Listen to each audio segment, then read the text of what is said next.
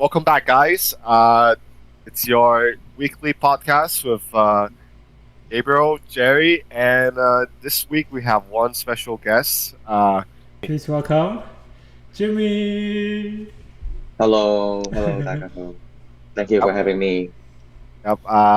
Like Dustin, he's also from high school, and we've known him for a really long time. So Jimmy, yeah, like he said, we're all high school friends, and as opposed to Dustin, he's one of the more cool-headed people.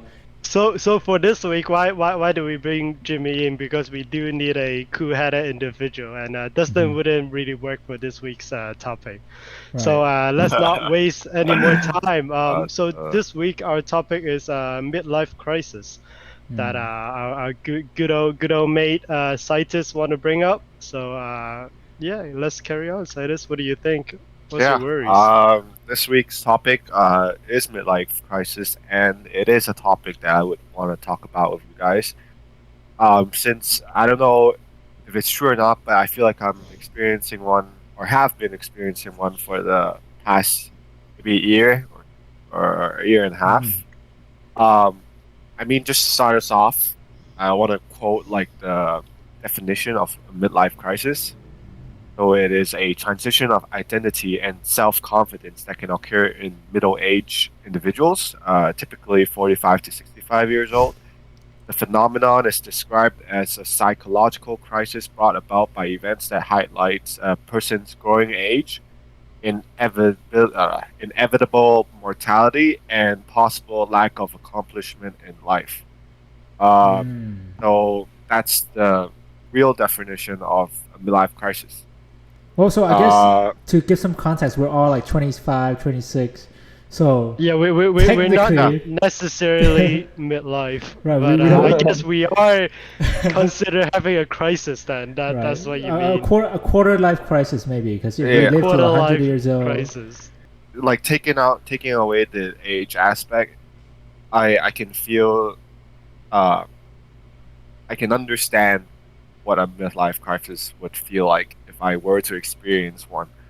Like I remember when the feeling's most intense.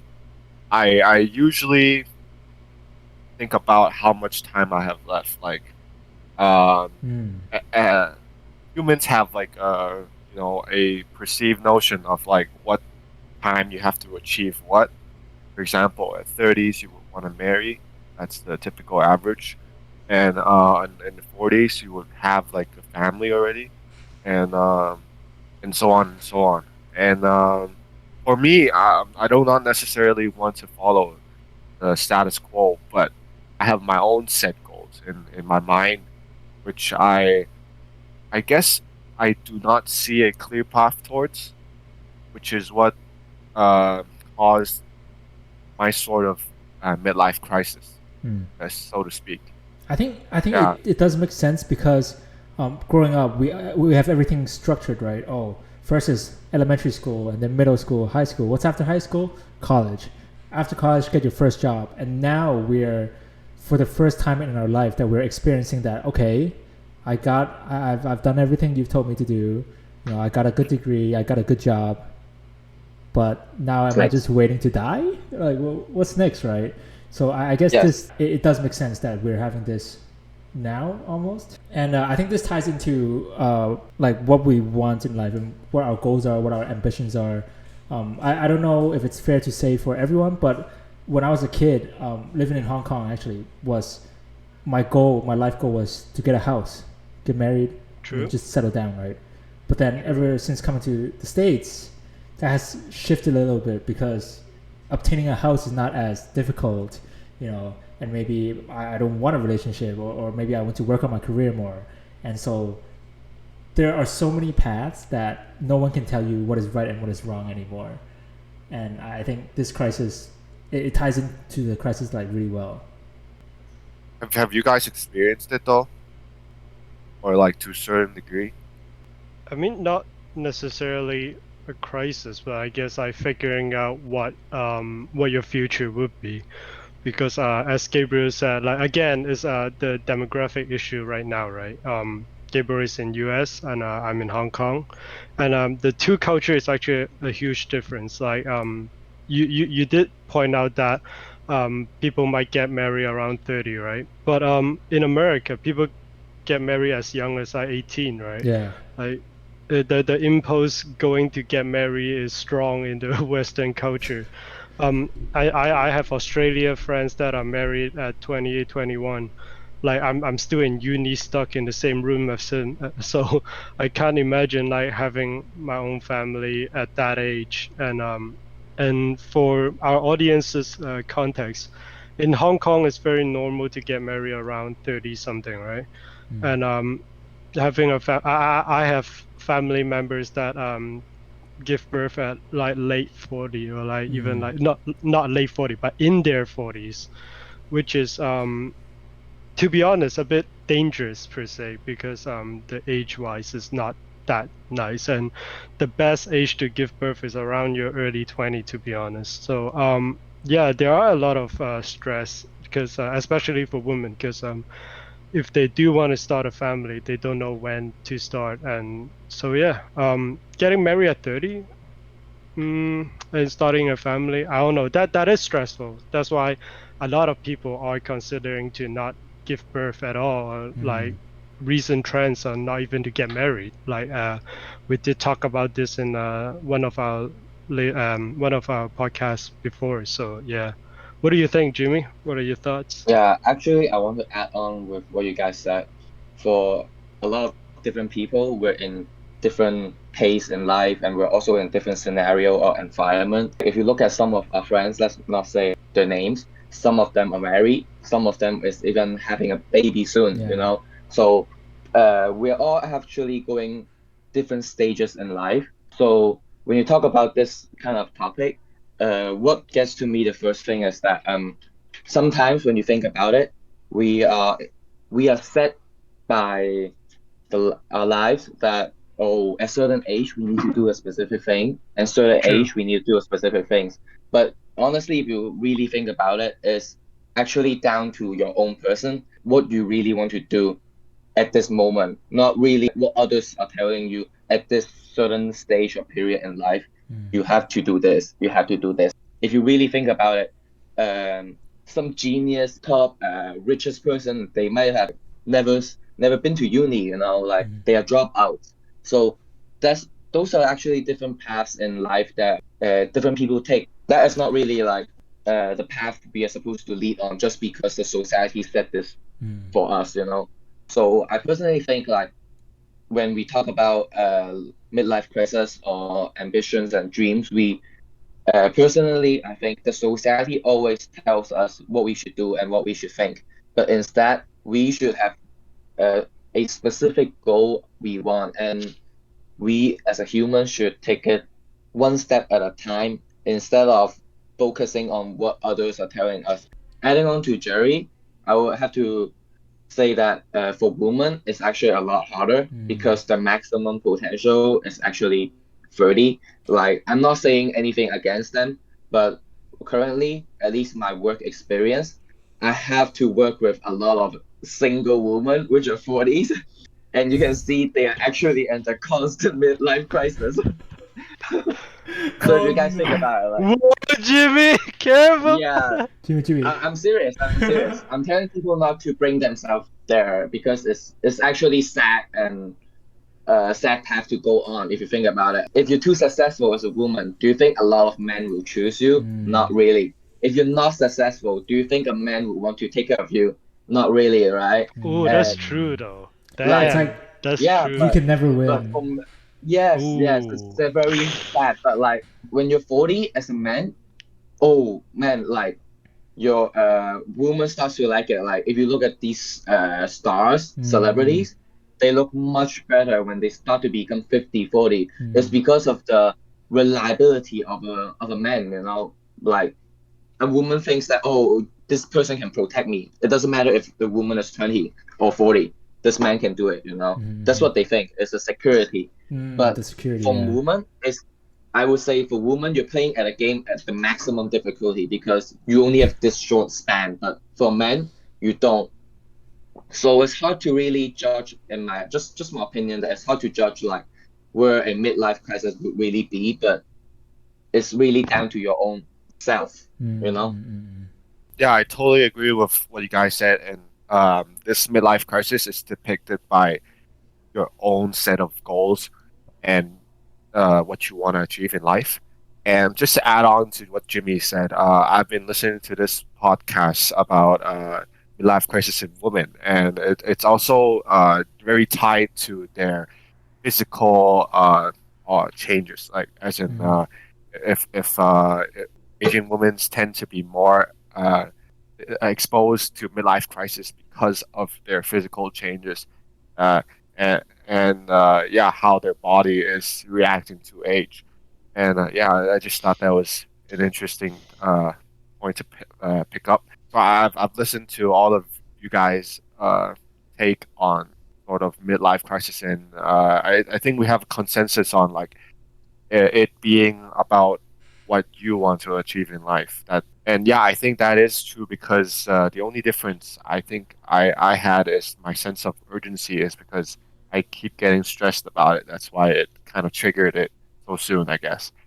So yeah, I want to talk about.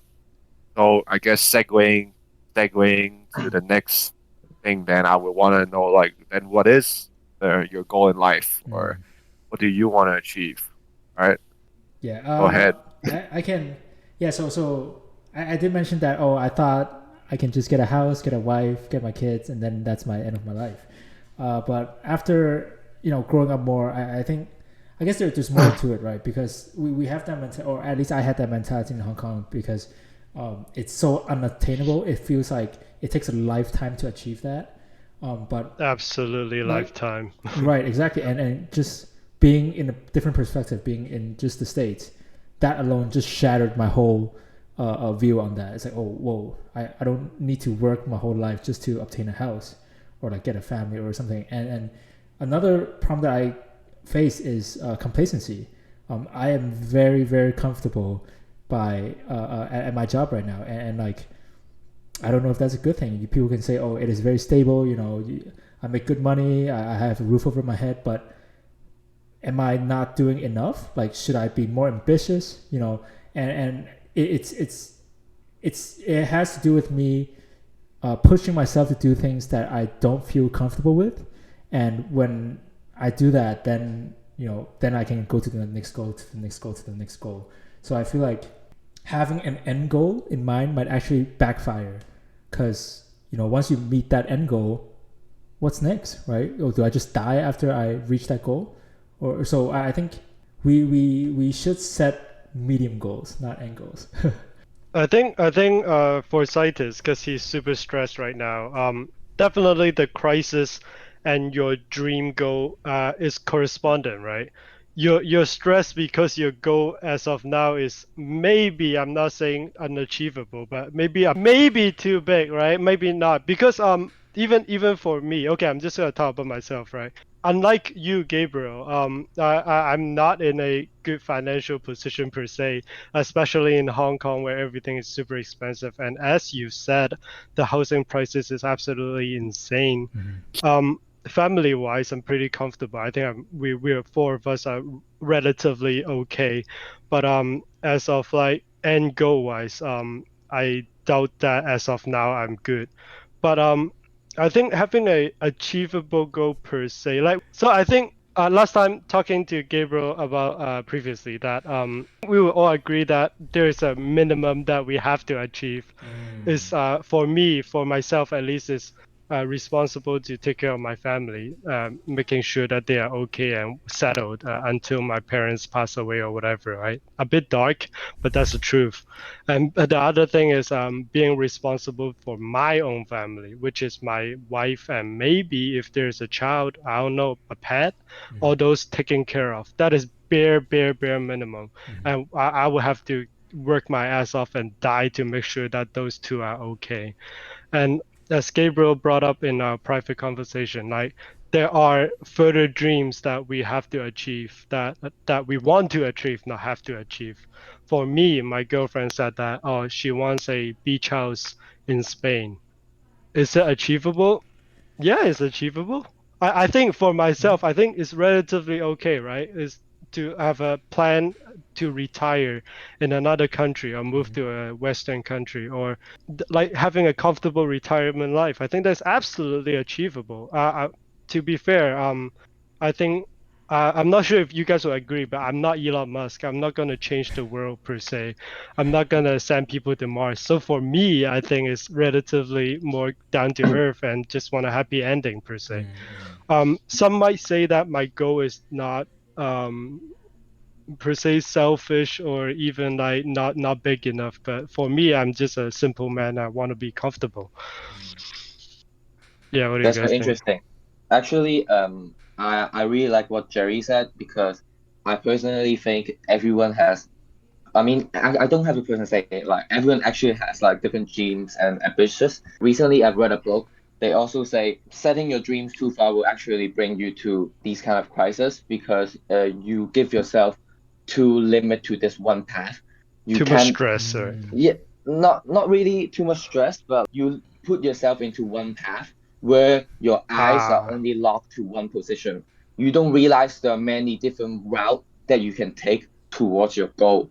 So I think it's more important for people to understand the first thing is that you have to take you have to plan and make sure you have good planning where how and different steps can bring you towards your final goal is where I have been realizing. Obviously, many people have different dreams, right? Taking to each steps is hard. For some people, maybe it's doing something very difficult, or maybe for some people, it's just leaving the sofa. It's like it's hard in terms of difficulty for every scale, and the difficulty and the goal may be different, but it all requires to one thing is that taking that small one step at a time towards it. That's how I see it. For us to achieve that, I personally think right now, at least for me during my life, I think it's just taking one step at a time because nobody will tell you if you can ever reach your goal or not, but it's only worth it if you try. Yeah. yeah, I think people should understand that even if you do not reach your end goal at your 60 or 70, it's okay. And I'm not saying it's okay to not reach your goal, still work for it, but I'm saying that what you end up with is a good experience, a good life, and people around you that you cares about. So that's And Yes, what's it's the important. progress. Yes, the and this progress this is the this most reminds important. me of like a story I heard. This story goes, there's this kid is like, oh God, please give me a chance to become like great or something. And God is like, okay, fine, child, I will give you a chance. You just have to take it. And so this person is just waiting, right? And then someone come by and say, hey, do you want some food? Do you want some money? I can take you to, I'll take you to whatever. And then he's like, no, I'm waiting for God. And then, okay, fine. And then the next person comes along, hey, do you want help or whatever? No, I'm waiting for God. Okay, fine. And then after a long while, God comes by and says, what the fuck are you doing? It's like, oh, I'm waiting for you. It's like, that two guys I sent you was literally sent by me. Why didn't you take the chance? He's like, oh, I was waiting. I was waiting. Exactly. So you don't want to be too tunneled vision on one thing because maybe you want something today, it might not be what you want 20 years later. And Yes. throughout your experience, you are just trying. Sure, you're trying to reach that goal. You know that you're doing your best, or maybe you're not doing your best. But you're giving effort, and that throughout this, what you gain is experience. What you gain Yeah. is more things that you may not even expect, right? And these experiences can mold your person into something else to achieve something even greater than your initial goal. So I think it is important not to tunnel vision yourself into a singular goal, but also at the same time, you still want to work towards it incrementally, a little by little, like Jimmy said.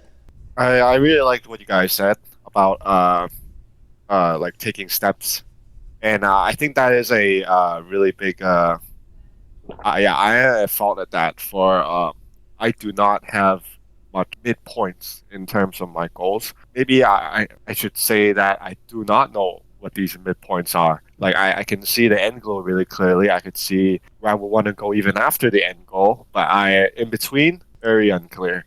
And it also corresponds to something I have listened to over the past week about dopamine, which was something I just wanted to bring up a little bit. So our whole life dopamine is what is the main factor that gives us the drive. In order to have the feeling of wanting to achieve something, you need dopamine to be released. And throughout the process, if you are able to have small increments of goals being reached, it would Mm-hmm. allow you to secrete enough dopamine to keep you going. But if you do not have these steps in between where you don't feel like you achieved or is like moving towards your goal, then it would of course sink your dopamine and you'll lose drive towards the thing you're doing. That's why people quit in terms of things they're doing. I just thought that was a very interesting thing to mention. Actually, jumping in, just something interesting. So dopamine is a chemical that your brain gives you whenever you achieve something. So whenever I work out, Uh, that the fun part is it's not only when you achieve something. It could oh also really? secrete when you're anticipating for something good to happen. Oh, interesting. Yeah, so it's very interesting. Yeah, keep going. Sorry. So yeah, what's interesting about dopamine is that we get dopamine when we achieve something, or like you said, when we anticipate something, and that is why actually, I think it was heroin or some kind of hard drug. It fucks with your dopamine receptors. So Okay. that's why people get hooked to it. It's because when I do heroin, when people do when people do heroin, it's only such a simple action, but they get the dopamine of their lifetime. Like nothing in their life can give them the dopamine hit that they would with heroin. That's why when people experience heroin once, they can never go back because it's way too great. Anything in life they do will never achieve that. That is why they go Damn. back to heroin. So don't do heroin, kids. Just to add on to Gabriel's point, okay, might as well talk about dopamine now since we're on it. Uh, yeah, Gabriel is exactly correct, but it's not only heroin. So dopamine is the drive for us to do anything, Mm. eat, sleep, live, anything. So there's actually experiments on mice. I'm sure you guys know about it, where all they had to do was click a button, and they had like water with chemicals that induces dopamine levels. Mm. I think it was injecting dopamine directly to them when they push a button. So they did not eat, they did not do anything else, they didn't exercise. All they had to do was click a button, and then they had dopamine release. The thing about dopamine is yes, heroin gives you a lot of dopamine, and but we have to understand that actually everything can give you dopamine. For example, me scrolling through Instagram, that's dopamine hits. Me listening to music when I go to the gym, that's a dopamine hit. And the fun thing about dopamine is keeping it at a baseline is what you want to do. Every time you increase your high levels of dopamine release, it causes your baseline to go down. So you will need more dopamine increase to feel the same happiness. So you build a And that's tolerance why, for it, right? yes. So it's funny because things we do that gives us dopamine, we could stack with other things that gives us dopamine, and which causes our baseline to increase and increase and increase. Just to give you some numbers, I think doing having sex causes your baseline to go double. So you're two times above baseline dopamine. Doing cocaine, I think it's also two times above dopamine normal levels. So they have actually mentioned that if you want to keep your dopamine in check, try not to stack different activities that give you multiple dopamine. Like for example, if I have to go to the gym through listening to music, it would just get harder and harder for you to have the drive to go to the gym. And yeah, the music, the dopamine that the music gives you will soon degrade, and you have to find other drives that make you go to the gym. So That's one example. if you like compound all these things that give you dopamine, it gets to a level where it's no longer enough motivation for you to do like one of them individually. Yes, yes, Mm. that's exactly correct. Yeah, and yeah, and exactly what Gabriel said. It's that's why these maybe psychoactive drugs could affect our drive, our ambitions, our motivations a lot because it messes with our dopamine baseline levels. And ways you could actually cause your baseline to not rise is like I said, is by focusing on one activity. but that doesn't mean that you do not secrete dopamine from it. So maybe you're back to our gym example. Maybe you're uncomfortable with going to the gym. You feel like it's very hard, and you're tired, and everything. But it actually dopamine secretion. It's all depending on how what your thoughts on are like the activity. So you could actually tell yourself because I'm tired, because I'm doing this out of my free will, but I'm still doing it. You can actually still get a dopamine hit, even though you feel that. And through telling yourself that, you could generate your own dopamine. So your brain is actually very programmable. It's a very interesting topic. Actually, to add on to this, I've actually read about dopamine detox. Have you guys heard of it? Oh, no, I have not. Yeah, it's to actually like it's actually a trick where people do this. They take out everything in their life for like let's say a whole week that gives them dopamine, and they try to take that out. And after a week, you want to start implementing things as like a reward system for yourself. So you like to do specific things. So at least for me, I tried that a little bit, and for me, I put that in work actually. If I work enough hours, because if you guys know me enough, I have to work long hours. 12 hours a day is actually a normal working day for me. If you tell me work 8 hours, I feel it's too relaxing, you know? So for me to get over this, I actually have to detox myself with everything I have that is good before. And after that period, I actually tricked my brain into saying that, oh, if I work 12 hours today, I get to do this, and that afterwards. So it's like a reward for myself. So I can get through my day like that. And I think that sense is very interesting because what dopamine detox does for you is actually take away everything and your body goes back to the base level. And after that, you try to give anything for yourself. It becomes a dopamine because you're already at like the lowest level. It's like a restart, you know. You restart for yourself, and reading a book becomes something that's like a reward for you. You think it's exciting because it gives you dopamine afterwards, you know. But as it goes up, you might lose interest of that, but you realize that, oh, if you read this book, you can go play games with your friends. Oh, that's so amazing. Like it's something that I think is very interesting to bring up because if we are able to control our brain like that, then I personally think you can eventually start doing more than what you think you're capable of.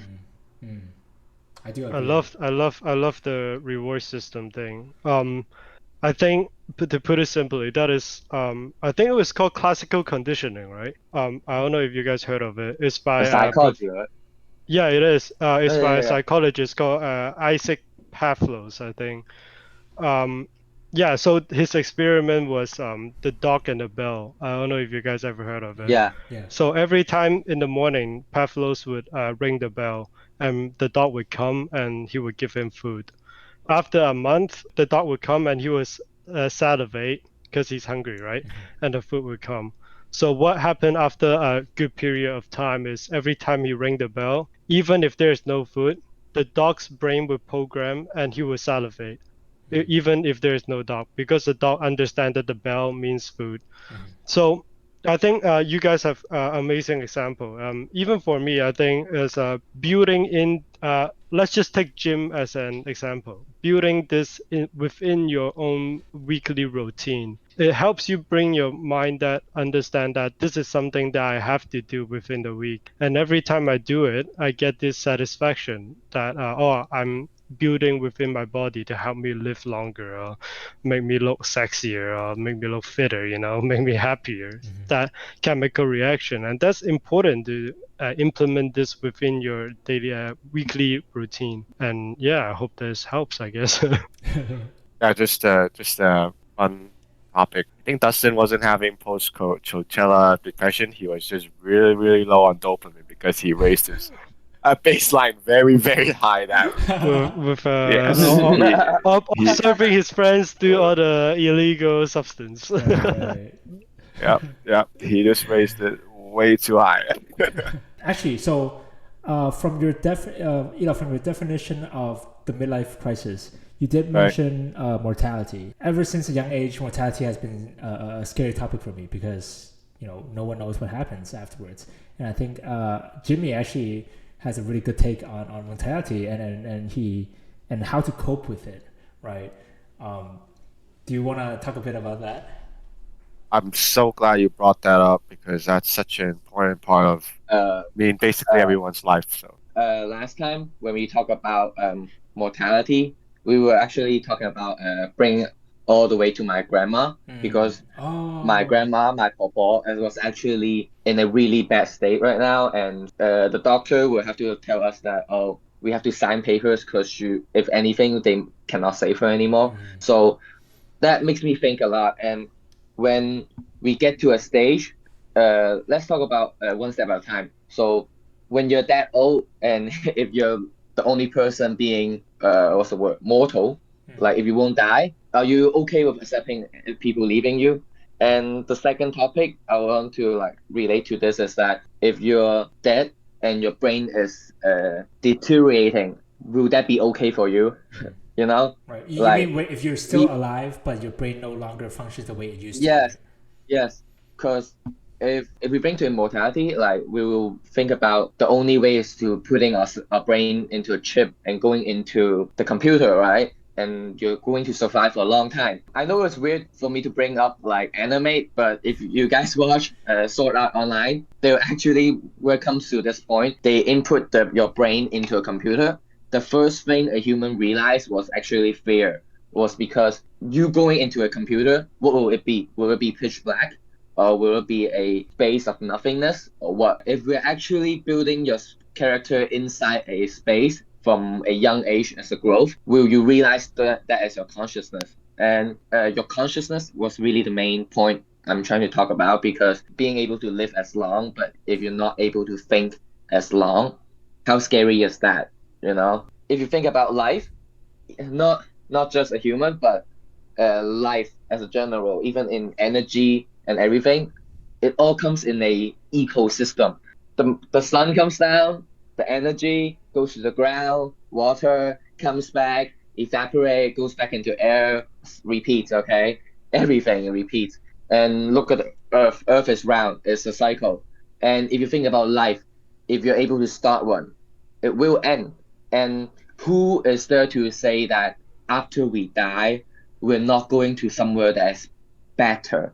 You know, we all have this instinct. Oh, if death comes, you are in fear. You know, everyone is in fear because our natural instinct is to survive, right? Is to live, continue on and live.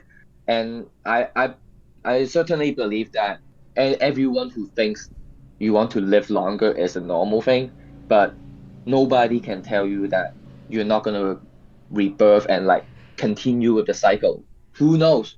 Who knows you're not gonna have a better life? What if this one is a punishment for you because you did some really bad things before, right? No one can tell. But I personally think most important thing is not to break the cycle. Like let's say suicide, you know.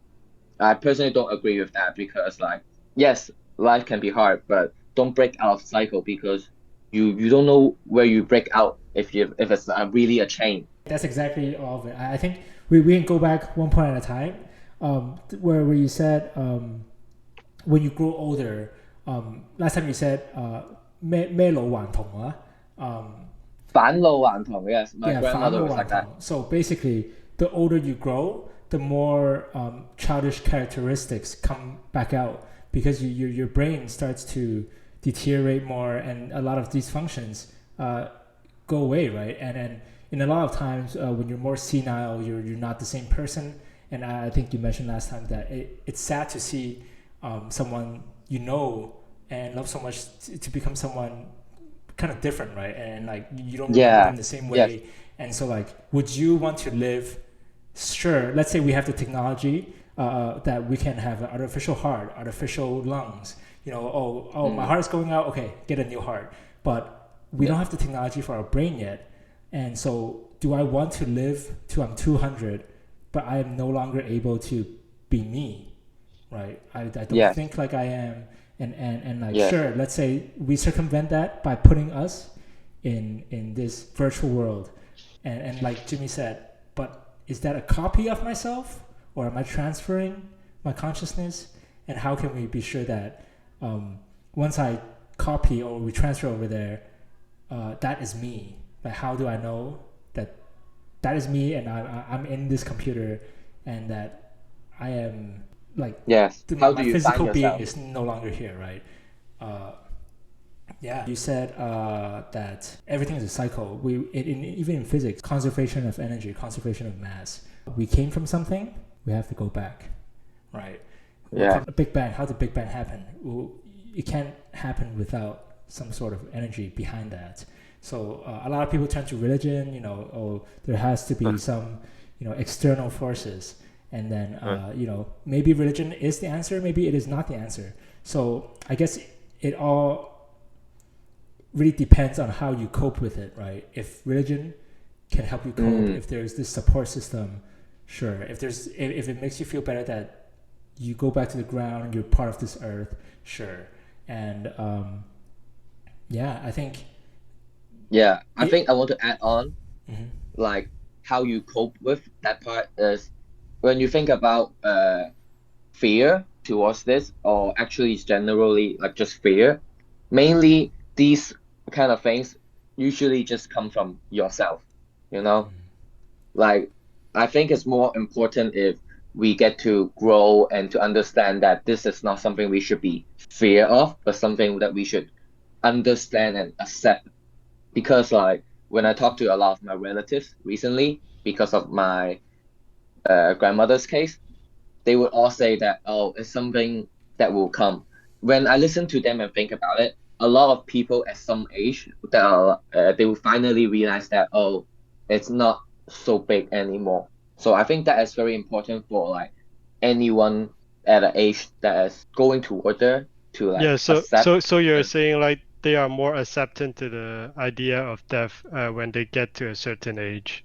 Yes. Yeah, I have a few points I want to bring up. Like Gabriel, I've also been tackling the thought of mortality from since I was very young. I think it's normal for anyone to fear what's unknown. We as living beings, which have a conscious, is not programmed in a way to understand what it means to not exist, and that's where the fear comes from. And I think there's no way around it. I feel like this is something that every single living person has to go through, so far as can see. But that part, yes, like Gabriel said that, and what Jimmy said, who knows? Maybe there's something better afterwards. Maybe there's something. The thing I focused on more right now in my current years is I do not fear death as much as I fear regretting that I did not do something I want to do in life before death. That is, I guess, a bigger fear because like once I'm dead, I'm dead. I don't feel fear anymore. I don't know. Every time I have these like relapse of like mortality, I constantly think about the just the moments before your death, like what you would think about, what you would Mm. maybe this is a stupid way to think about it because like Jimmy No, said, it's like not. your what do Your you call brain is that, your sight, deteriorating. yeah, your brain is deteriorated to the point where probably wouldn't think about this anymore. But yeah, uh, everyone's actually looking for eternal youth, not immortality. Right, right. Mortality is just eternal suffering, and you become more like a tree at the Yeah. end. Yeah, so I guess how I look at it is always how I can give meaning to life. Where at the last moments, I could tell myself that I lived a good life, and I think Neil deGrasse Tyson said something pretty good about life. He mentioned that without death, life would have no meaning at all because no one would wake up in the morning to get something done. No one would have the drive to. They can always Yeah. say, "I There's have no tomorrow." deadline. Yeah, Yeah. there's no deadline. Yeah. So in terms of that, I do feel like death is meaningful, but that doesn't take out Mm. the fear and the unknown I have from it. I Yeah. think like Mm. Elon Musk recently did an interview. He said something along that line as well, but I'm not gonna quote from him, but I don't remember exactly the wording, but he said something along the line of if people don't die, new idea won't come out because they're always stuck at the top. They have to I die think he per was se. saying that the old generation would persist and nothing new would come because Yeah, something along that line. So Mm. dying is just the natural process within the life cycle, and as Jimmy says, it all makes sense. And I don't know if you guys believe in destiny or not, but I think it was interesting that Jimmy brought out the uninstall life example. But like I said last time, I told you guys about a double decker story, right? oh I yeah. always I always sit at the front of the double decker at the top of the bus, just ready to fly myself out the Okay, maybe window you and die. wouldn't die if you sit at Yeah, the no, back. I'm just because I mean, if I don't die, then that's even gonna be worse, right? But Okay. but the idea is I don't know. I really don't know. I never fear death. Yeah, I guess I have the same worry, but I'm just thinking, like, is destiny actually a thing, right? Is Mm. uninstalling life part of the whole process? Is it Mm. planned? I'm not too sure about that. So because I watched a short film, I don't recall the name, but the whole idea is you could die any moment, you Yeah. know? You could Mm, like in a car crash or whatever. Like you can die literally later, right? I don't want to mm. jinx it, Knock on touch wood. wood, Knock on but wood, everybody. Everyone knock touch on some wood, wood. baby, Listen. knock on Everyone wood. touch But wood. I don't know. It absolutely fascinates me. There's a short comic in Japan. It's called 100 Day Crocodile.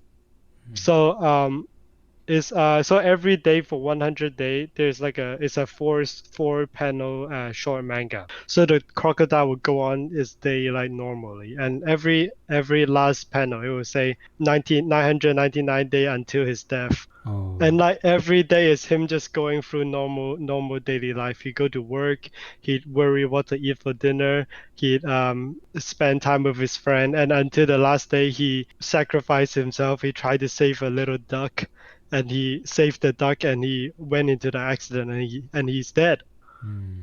with all the regrets, Mm. with not proposing to the girl, with not knowing what to eat for dinner, with worrying about his work. He's dead, and that's it. Is that destiny? I don't know. But Mm. is he supposed to like pass away in that accident? Like who knows? We might die tomorrow. So yeah, just a little thought. I think you guys should all check out that comic. It's absolutely very cute and interesting, but a very sad ending. Mm. Mm. I think this is very interesting because it actually wraps up most of the thing we're saying. Is the what crocodile is doing is actually not regretting. That's what I think. Mm. You know, it actually brings up to today's topic when you think about it. Like, yes, it might be destiny for us for the crocodile For some to die. people, right? Yeah. Yeah. But like, what Elon was saying was so true is that we all fear the unknown, and I think the unknown is actually what is stopping us all these time. You might not be able to reach your goal, but are you okay with not trying? Mm. And I think Elon brought this point really well. Like, yes, he doesn't want to regret that he didn't even try, and that is really good. Like, I definitely think everyone should try or go towards whatever goal they want to pursue, but definitely like one step at a time. Knowing what is right or wrong is also important. Going through different stages for ourselves, and what's really most important is to try and the process. You know. Mm.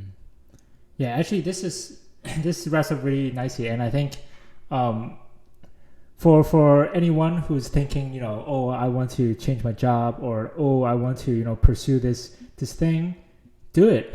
Yeah. First, your first step, Do it. you have already done half the job. Wait. Do it, do do it. Yesterday you said tomorrow, okay? Yesterday you said tomorrow. Why is it not today? Yeah, and with that, I think we have reached the end of our podcast. Well, thank you, Jimmy, for coming out here, spending time with Thank you us, very talking much. about a lot of very important topics today. Remember, Yeah. everyone, to like, share, comment, and subscribe. everywhere. Click the Jerry Follow, normally does follow this. Jimmy All the podcasts, Apple Podcasts, Google Podcasts, and or Spotify. Go check us out there. Listen to us. Watch us on YouTube, and remember to share. Again, thank you, Jimmy, for coming. Great episode. We will invite Jimmy back if he thought of any topic interesting that he want to bring up, or we need an expert advice or like a speaker per se to come back in another episode. So Yeah. thank you, Jimmy. We will Thank you definitely guys. invite you back. And thank you everyone for joining us. And I'll see you guys next week. Bye. Bye bye. Bye. 炒晒 motherfucker。